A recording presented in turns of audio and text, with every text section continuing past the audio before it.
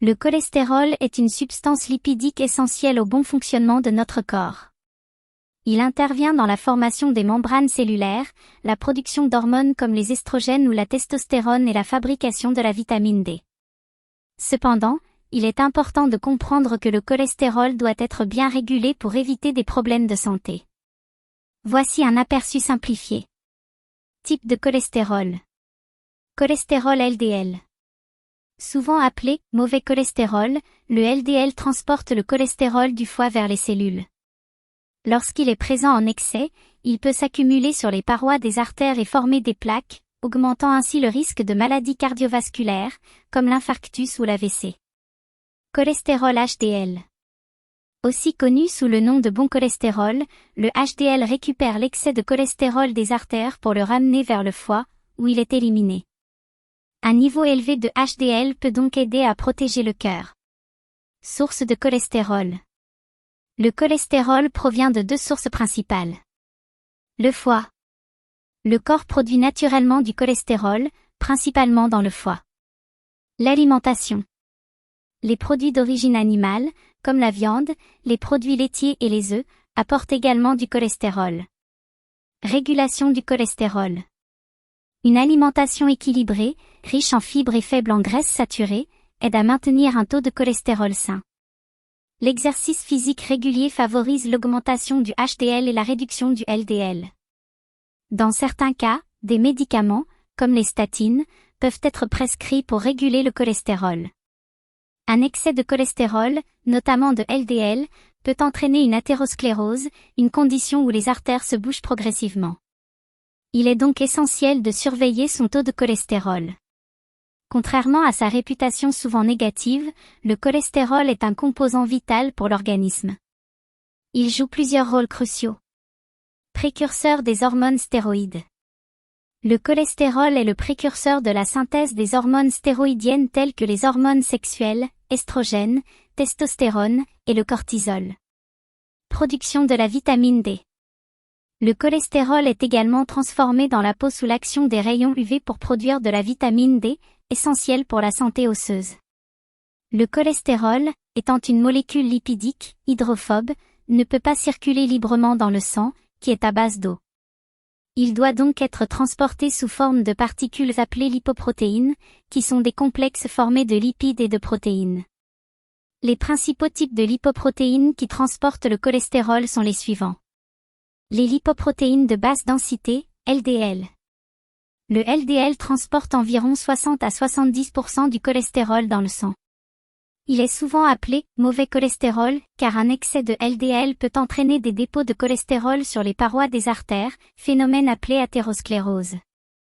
Ce dépôt forme des plaques qui rétrécissent et durcissent les artères, augmentant le risque de maladies cardiovasculaires comme l'infarctus du myocarde, crise cardiaque, causé par une obstruction des artères coronaires. L'accident vasculaire cérébral, AVC, dû à une obstruction des artères cérébrales. L'alimentation.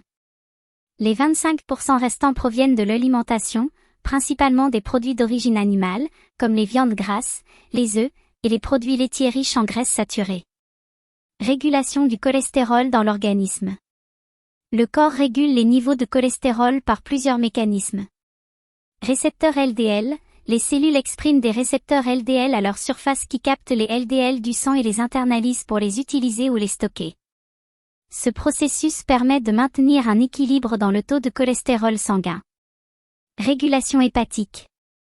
Le foie joue un rôle central dans la gestion du cholestérol. Il peut ajuster la production et l'élimination du cholestérol selon les besoins de l'organisme et la quantité absorbée par l'alimentation. Élimination biliaire. Une partie du cholestérol est excrétée dans la bile. Une fraction est réabsorbée dans l'intestin, tandis que l'autre est éliminée dans les selles. Déséquilibre du cholestérol et conséquences. Un déséquilibre dans les niveaux de cholestérol, notamment avec un excès de LDL ou un déficit de HDL, peut mener à des pathologies graves. Les graisses saturées et les acides gras trans augmentent les niveaux de LDL, tandis que les graisses insaturées, comme les oméga 3, permettent de les réduire. L'activité physique. L'exercice régulier peut augmenter le HDL et réduire le LDL. Le poids corporel. L'excès de poids, surtout l'obésité abdominale, est souvent associé à une élévation du cholestérol LDL et des triglycérides. Tabagisme et l'alcool. Le tabagisme réduit le HDL et favorise l'athérosclérose, tandis qu'une consommation excessive d'alcool augmente les triglycérides. Prise en charge et traitement.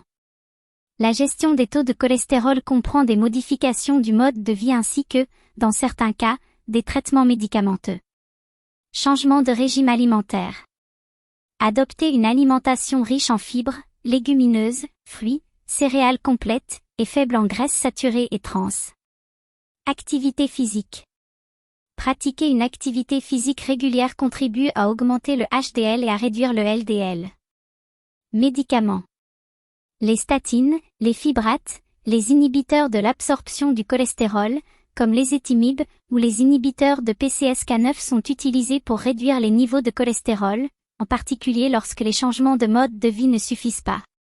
Une gestion attentive du cholestérol implique de surveiller à la fois les apports alimentaires et la production interne, ainsi que de tenir compte des facteurs génétiques et environnementaux qui influencent son métabolisme.